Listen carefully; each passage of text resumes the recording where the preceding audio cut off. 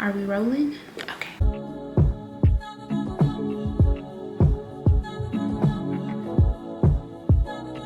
Hey besties, what's up and welcome back to my channel. My name is Ayana for you guys who are new here. In today's video, I'm going to be sharing with you some things I wish I would have knew before starting my candle business. The first thing that I wish I would have known as a candle maker starting off in the very beginning is just how much of a huge investment this hobby turned business is actually going to be. If you are a candle maker, I'm pretty sure that you can agree with this, but you just really don't prepare for how much money you're actually going to be investing before you even sell your very first candle. I think one thing to understand is that this is just not a cheap hobby. I don't know who started that whole trend of take $200 and you can fully fund your candle business and start. You also have to just take into account how many different things that you have to get set up so that you can be a properly functional business, not just for a couple of months, but long term. One thing we forget to think about is if we are going to be making a huge investment like this, why not think long term? So why not get the things that we need to have in place so that if anything were to happen, we are secured, we're good to go. I think that's one thing that I wish I would have taken into more account. Like, I knew it was going to be expensive, but I too had fallen into the trap of, oh, I can spend just this, and I'm good to go. It's so much more than just a couple $100s. You guys know I like to be transparent with you. You're gonna be putting in thousands of dollars, okay? One thing I don't want to do is discourage you and to think that if you don't have the $1,000 that you won't be able to start your candle business, because that's not true at all. What I'm saying is, if you aren't prepared to make that huge investment right now, start off in baby steps. Put a couple $100s where you can. If you are looking to start your candle business out, don't think that you need to have this huge investment up front and that you need to go buy everything tomorrow. Go ahead and set up your business plan, set up a budget that will still allow you to be able to live and function and all of those things. So you don't necessarily need the money up front, but it is something that you're gonna need. So that is like the number one thing that I like to tell everyone, is that it is a huge investment. Don't let the videos that you see out there mislead you. Do I think that you can take $200 and start buying some of your supplies? Absolutely. Do I think that you can make a few candles from that?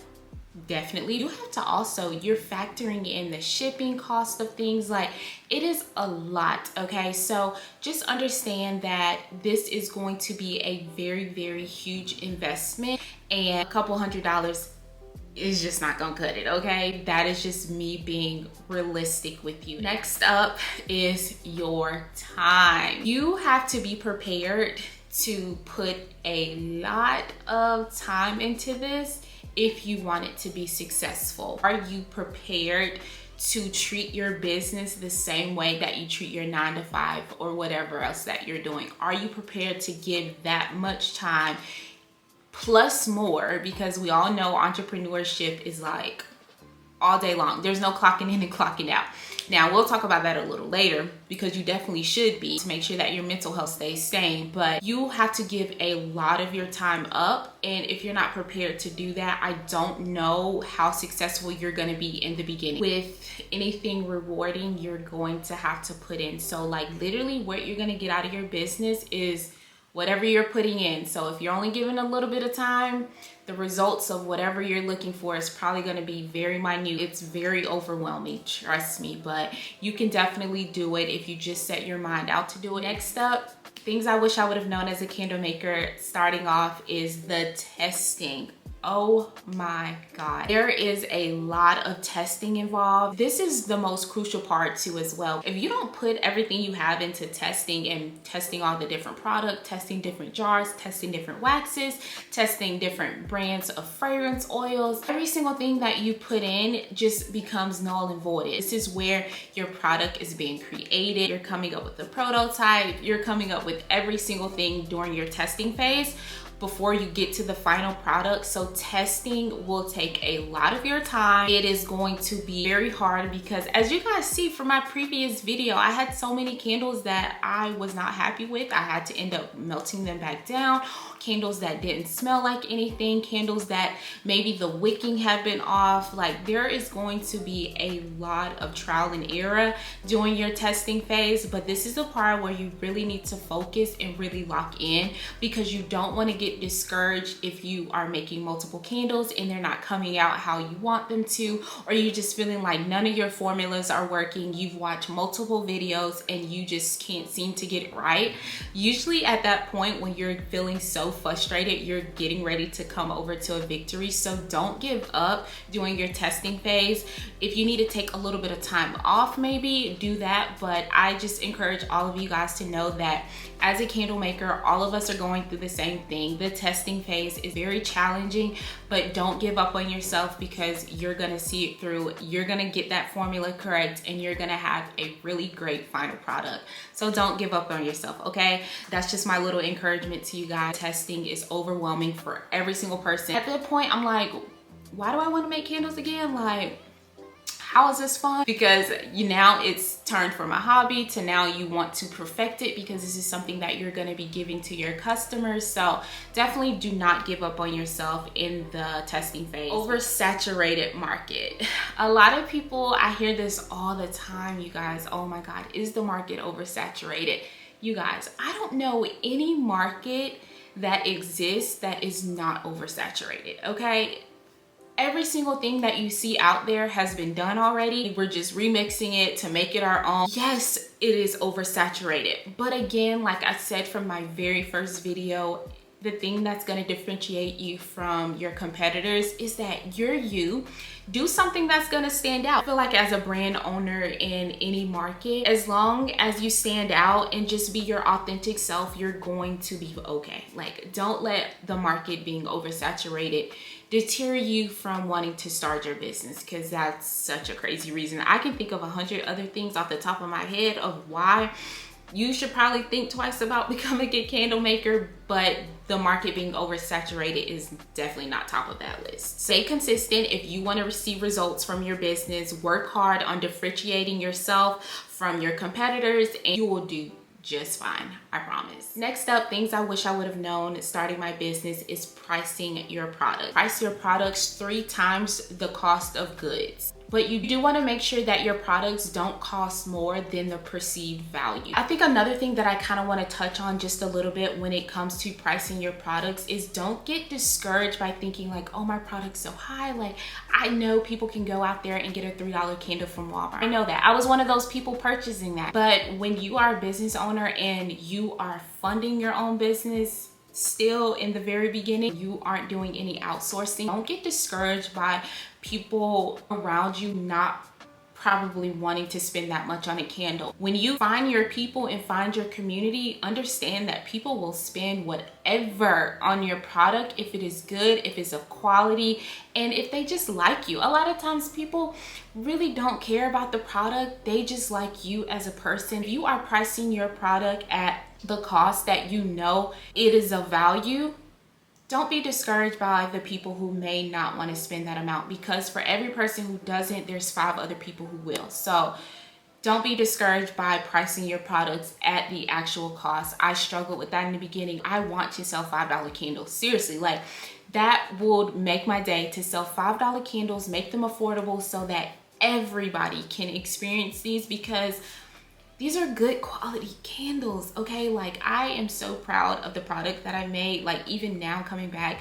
I have been test burning them, because I always test burn, especially when I go on a long hiatus. Although I am using the same formula, I like to just make sure that it's still doing what it's supposed to do. And I was like, wow, like I'm probably gonna share a few tips that I kind of did change a little bit, but the formula is still the same, and I am so proud of it. It's the price because it is so worth it. I promise you guys, like these candles will fill up the space of any room that you put them in, and I'm so proud of that. So that is just my little take on that. Go ahead, make sure you're really taking your time and pricing your candles what they are worth. Even if you have to look at some of your competitors and see like what they're pricing their stuff at, just to kind of give yourself a little bit of insight of how to price your candles in the beginning or what they are selling it for. You can do that as well, but don't just copy the price, because there is a method to coming up with that final price. Another thing that I wanted to mention is when you are underpricing your candles, of course they're gonna sell. It's with any product. If you underprice your candles, yes, that could lead to more sales, but it's definitely gonna be a lot less margin. So that's something to take in consideration when pricing your candles. You guys can see I feel really strongly about pricing your candles, because so many people ask me questions and I'm like, girl, price your candles what it's worth. You are making this stuff by hand. You are not a factory. You're not mass producing this stuff. I still make small batches. I'm not producing 600 candles a month. So price your candles what they're worth. That's all I'm gonna say on that, okay? Next up, we have strong branding, okay? Strong branding is what's gonna differentiate you from everybody else. You have to put yourself out there. I think I mentioned this already, but this is very important. Strong branding is what differentiates a candle that sells and a candle that doesn't. You are going to have to come up with some very good, catchy content. For me, before I had like a faceless Instagram, and I prefer it that way. I already have a YouTube channel. I'm like, how much more of me do you want to see? But know that people like to see the person behind the product. They like to see what you're doing in your everyday. So I know you're like, how many times can I show myself packaging orders? Like, even I've seen brands where people will put in the comments, show me you packaging my order. And that is like such a cute little unique way so people can literally watch you packaging their order. They see all the love that's being poured into that and seeing their order being shipped off. Just doing little things like that will really grasp the attention of your audience. Just because you see someone else doing it and you see that it's performing well, that doesn't mean that you need to do it too. Like, you're not being your authentic self because it's not really the content that you enjoy creating. You just see that it does well, so like, why not do it, right? But when I talk about strong branding, I mean, you want to use your brand position to launch yourself into your content. You want to make sure that your content reflects your product. So I'll just use myself. I have a wellness brand, so showing more so of my well-being, and I do a lot on my Instagram. So if you follow me on Instagram, soyaya.co, you will see that I'm like starting to show more of my daily life. I haven't posted on the actual post page yet. I've archived all of my old posts because now I'm going to be showing you guys a little bit of difference of like my day-to-day, my well-being. Like, this is how this brand was created, off of my well-being and mental health, okay? Showing people my day-to-day life, my health journey, what I cook every single day. All those things play and reflect what my brand is. You want to make sure that your branding just matches your product. It is going to draw people into you a little bit more, because if you post things that don't have anything to do with your product, or it doesn't make sense, or you're just putting your product over trendy sounds, like